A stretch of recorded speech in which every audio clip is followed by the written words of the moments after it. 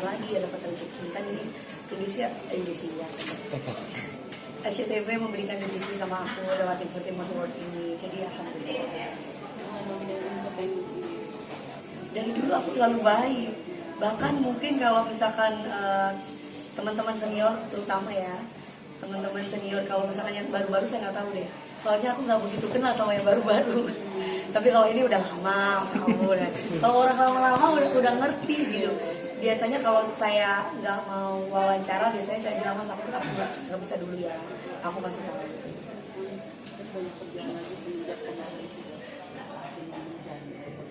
Banyak kerjaan lagi, banyak rezeki lagi. Dari dulu aku gak jadi janda pun banyak kerjaan, Mbak. Sekarang jadi janda aku lebih banyak membuang pikiran aku, mencari kegiatan aku dengan bekerja dan bekerja. Kalau dulu aku batasi sehari paling enggak ya 2, kalau sekarang aku bisa 4. Jadi karena memang prinsip aku istirahat kalau aku lagi udah capek dan ngantuk, baru aku istirahat. Kalau enggak nanti pikiran aku bisa jalan kemana-mana. Dan alhamdulillah gitu, Tuhan itu mendengar doa aku. Jadi aku bekerja sehingga aku bisa melupakan rasa sakit hati, bisa melupakan segala macamnya yang mengganggu pikiran aku. Sakit hati yang masih dirasakan hingga saat ini, apa yang Mami rasakan? Mas, yang namanya sebuah perpisahan itu pasti sakit. Apalagi kan aku yang digugat tanpa aku melakukan kesalahan, misalkan kayak selingkuh atau mungkin yang terutama selingkuh ya kalau laki-laki ya. Aku kan tidak melakukan kayak gitu. Setiap hari aku kerja, tiba-tiba tidak ada angin, tidak ada hujan, tiba-tiba harus bercerai. Ternyata banyak diduga banyak menggelapkan uang. Jadi dari situ pasti sakit hati kan. Jadi ya aku merasa bahwa ya ampun sia-sia banget ya gitu. Gak mungkin bohong, munafik sekali kalau aku tidak memikirkan itu sometimes. Tapi alhamdulillah dengan adanya pekerjaan aku banyak, aku bisa mengalihkan semuanya itu gitu loh. Alhamdulillah dikit demi sedikit sudah mulai lebih waras, lebih sembuh hatinya gitu. Ini pakai baju bajunya apa? Ini pakai bajunya. Temanya hari ini. Temanya katanya sih apa ya temanya hari ini, Ebi? Apa dong? Queen Queen on stage. Pokoknya intinya yang glamor, model-model seperti perempuan-perempuan yang seksi, perempuan-perempuan yang smart gitu, dan pastinya kan glamor, bling-bling seperti ini. Berapa lama nyiapin baju? Nyiapin baju ini? Kalau make upnya 1 jam plus rambut. Terus kalau misalkan bajunya ini sebentar kok, 2 hari aja.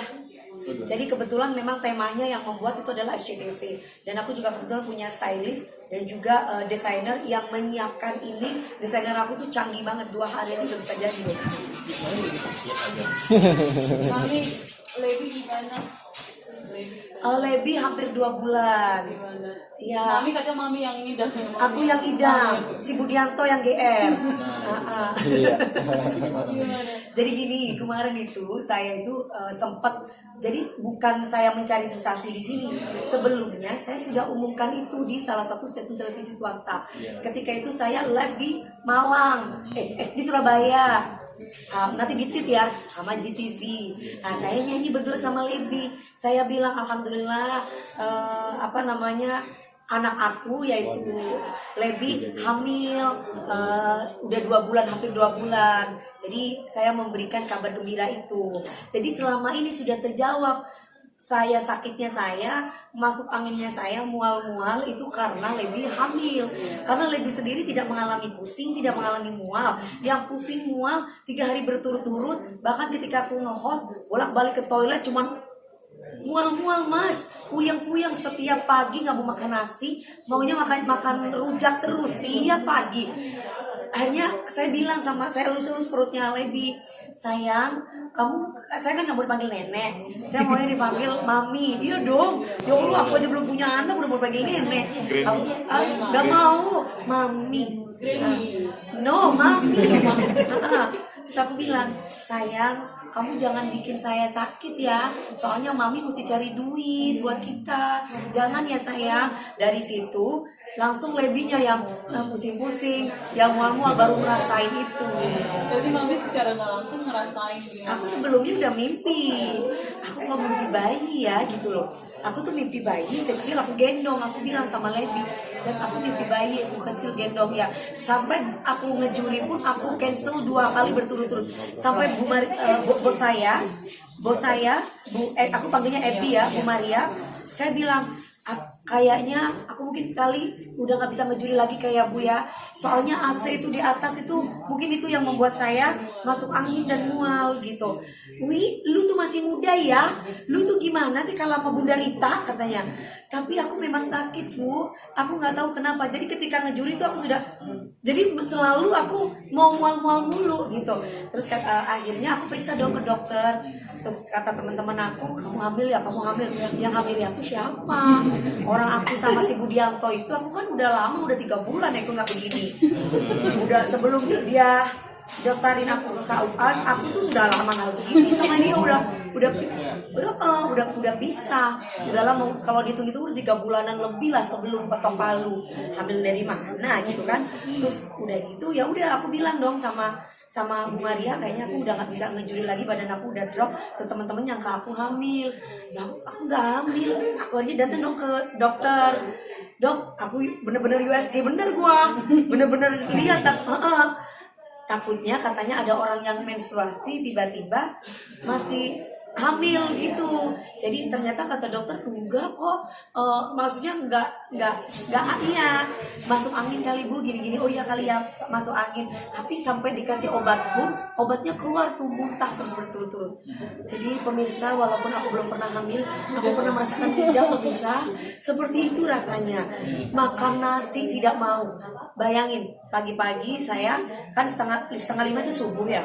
Jam 5 habis mandi-mandi yang dicari cuman mangga, Mbak. Mangga muda. Itu kayak rujak. Pagi, siang, sore, malam makannya rujak. Makan nasi muntah. Itu ngidam atau bukan? Coba. Dan saya awalnya tidak percaya kalau yang hamil itu Levi, tapi yang ngidam itu saya nggak percaya itu. Tapi itu terjadi di aku. Tapi aku nggak tahu ya, itu benar aku masuk angin atau memang aku ngidam. Tapi itu terjadi sama aku dan sayang dadah, ya sayang. Dan saya memang ngidam katanya. Tapi yang GR Budian.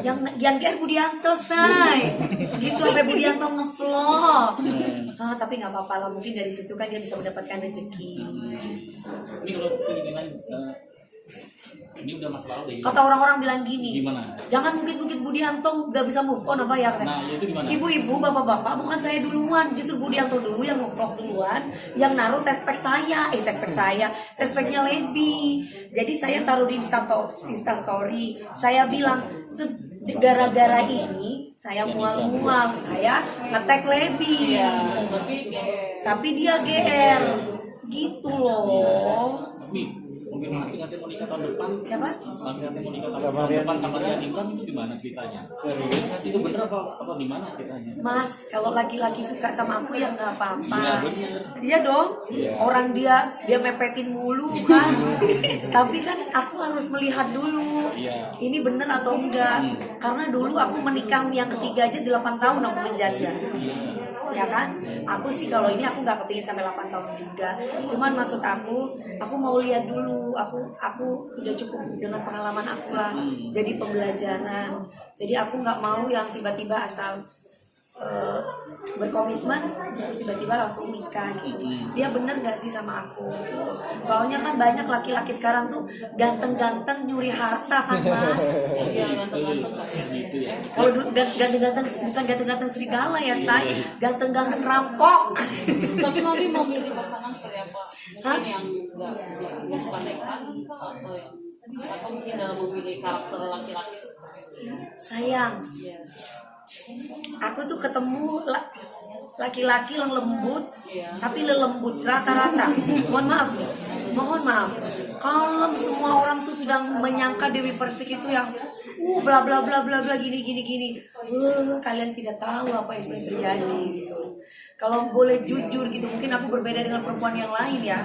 Kalau aku laki-laki sama aku ibaratnya macem-macem main tangan bisa baku hantam. Nah kalau aku kalau aku rumah tangga aku kan baku hantam, bukan KDRT. Iya, kalau yang KDRT gimana, kasihan nggak? Kalau ada temennya yang artis di KDRT, Kena KDRT, yang kena KDRT gimana tanggapannya? Kalau ada temen yang dilakukan seperti itu? Ya kasihan lah gitu, maksudnya kalau misalkan memang gini loh Mas, kalau satu itu buat aku sudah tidak bisa dimaafkan, selingkuh. Tapi sih kalau sama yang ketiga dia pernah selingkuh aku maafin sih, karena nggak kelihatan mata, cuman ada foto-foto perempuan kasih seksi-seksi aja, gitu dari PT-nya, jadi dia fitness. Aku kerja syuting, udah gitu aku tipe perempuan yang nggak mau kepo sama handphone. Aku diam, tapi tiba-tiba pikiran aku, dia kan handphone di sini nih, dia nyetir di samping aku, dia habis fitness ceritanya, titit, terus aku langsung titit maaf, Iya, Oji. ya twing gitu kan, terus aku langsung lihat handphone itu gitu kan, aku langsung ambil dong handphonenya. Hati ini tiba-tiba suruh ngomong ambil, nomor pinnya berapa gitu, dia langsung membicarakan yang lain, nomor pinnya berapa gitu. Aku pingin lihat nih, aku bilang kayak gitu, dibuka ternyata ada berapa perempuan tuh Mas yang dipilih.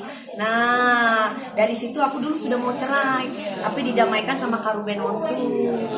Jadi ketika aku berantem itu, udah kita buka udah kelar juga ya. Ketika aku berantem itu, aku tuh pisah ranjang. Jadi yang ketiga ini suka minggat, sebulan 2 bulan. Aku kesepian terus dulunya karena dia pergi terus gitu, gak pulang-pulang. Harusnya kan perempuan yang minggat ya, ini laki-laki minggat sebulan 2 bulan ceritanya. Nah, terus? Iya. Udah lu ngomongin gosip lagi. Iya, nggak apa-apa. Cerita aku, ya. Abis itu udah dong. Sama Kak Ruben aku diketemuin di suatu acara ceritanya. Nah kalau ini berbeda. Kalau yang ini bukan aku pingin cerai, malah justru udah tahu penggelapan yang dilakukan. Cuman aku butuh kesadaran dia untuk mengakui aja. Terus ternyata dianya datang menceraikan aku.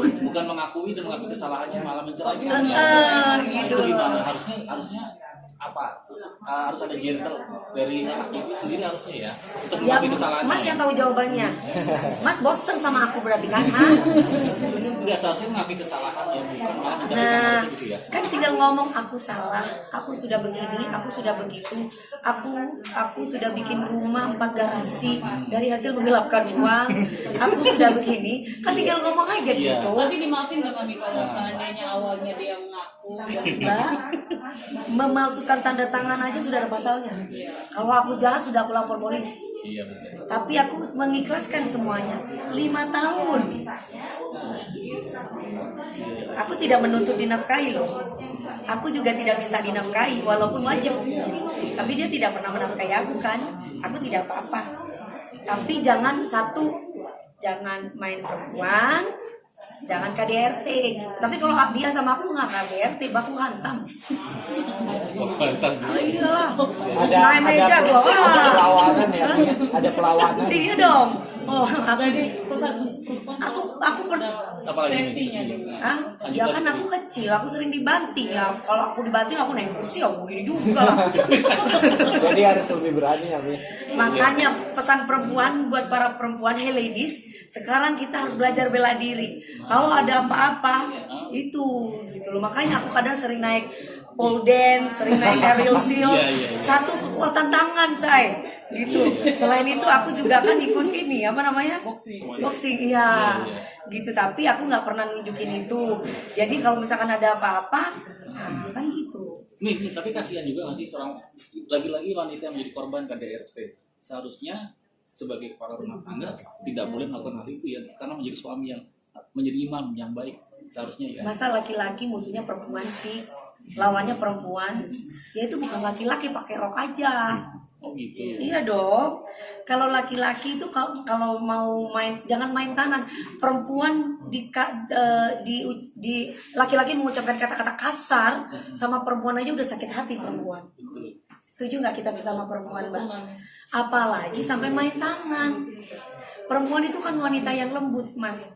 ya kan? Jadi jangan sampai laki-laki jadi lelembut. Iya. Tinggal dilembutin aja, dielus-elus, diemong. Kalau misalkan tidak bisa menahan emosi, tembok aja yang dipukulin.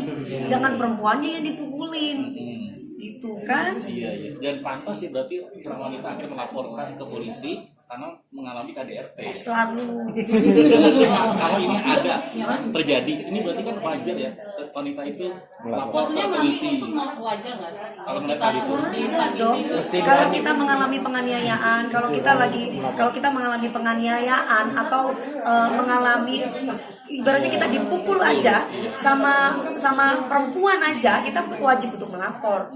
Ya kan, apalagi dipukul sama laki-laki, apalagi dipukul sama suami sendiri, apalagi sampai babak belur, ya wajib lapor. Nanti kalau ada apa-apa gimana? berarti kami mendukung. Saya tidak mendukung kekerasan.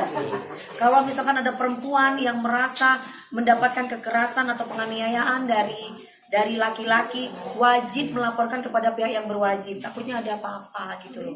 Kenapa? Kalau terlambat, kalau misalkan nggak ada yang menolong gimana? Oke, sip. Terima Oke, kasih. Terima kasih, Mami. Terima kasih.